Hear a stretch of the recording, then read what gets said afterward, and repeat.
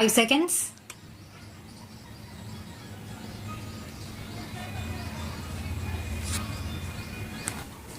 Sir, I rise to support the bill as it has emerged from the joint committee, but while doing so, I wish to make some observations generally and also in respect of certain clauses. The objects of the bill as originally introduced have been enumerated like this: that a litigant should get a fair trial in accordance with the accepted principles of natural justice. Every effort should be made to expedite the disposal of civil suits and proceedings so that justice may not be delayed. The procedure should not be complicated and should, to the utmost extent possible, ensure fair deal to the poorer sections of the community who do not have the means to engage a pleader to defend their cases. I wonder whether any of these three objectives will be achieved by this bill.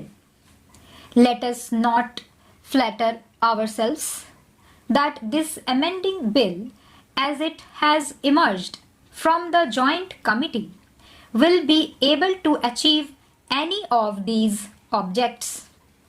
The Code of Civil Procedure is a complicated thing. It was framed in 1908. We have streamlined it here and there.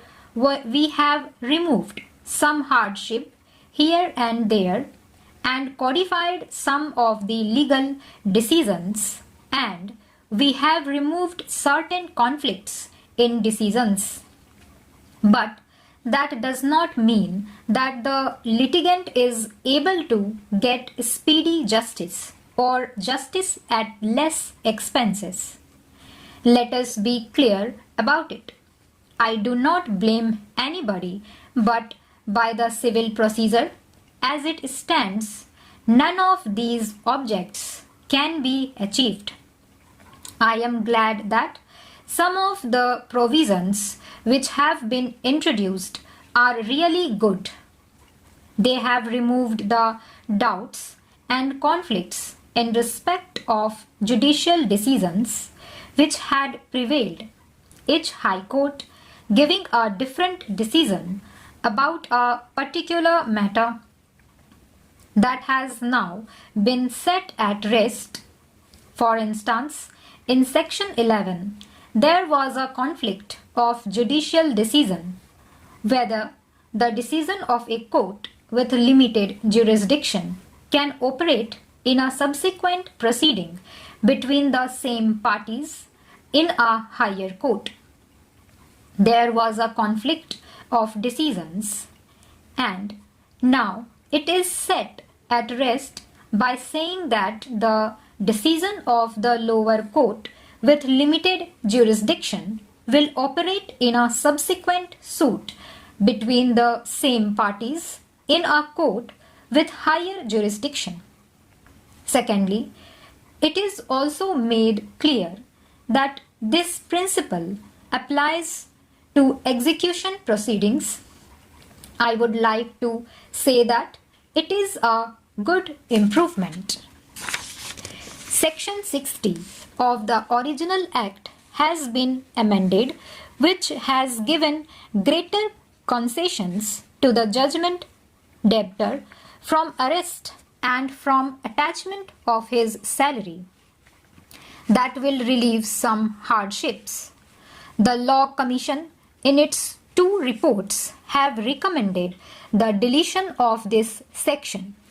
The bill, as originally introduced, also deleted that section, but the committee, in its wisdom, found that the notice should be there so that cases which are genuine might be settled out of court by the government, so that unnecessary expenditure need not be incurred by the litigant, and also the litigant need not undergo unnecessary expenses and worry. But this section, which is being restored, should not be understood in favor of the government, but the government should deem it a duty to see that whenever a notice under Section 80 is received, it should examine the claim of the aggrieved citizen and see that it is settled if it is genuine, so that litigation could be avoided. Otherwise, the government or the government officers never bothered to look into the notice. The litigant is at a loss and he has to go to the court. The purpose was not being served. Now, I hope with this amendment, the litigant will not be driven to the court to file a suit. In cases, of course, where the government feel that the claim is genuine, it could be settled and avoid the litigant from going to the court. About Section 100, which speaks of second appeals, they have introduced the words substantial question of law. The wording earlier was on a question of law, a second appeal lie. That is the wording under the existing Section 100 of Civil Procedure Code.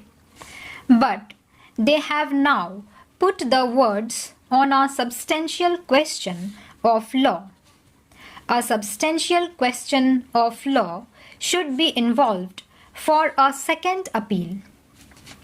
What does it mean? Suppose the decision of a suit depends on a question of limitation, where the plaintiff files a suit and the defendant contests the suit as barred by time. Is it a substantial question of law, or is it only a technical question of law? If the latter is upheld, the appeal fails.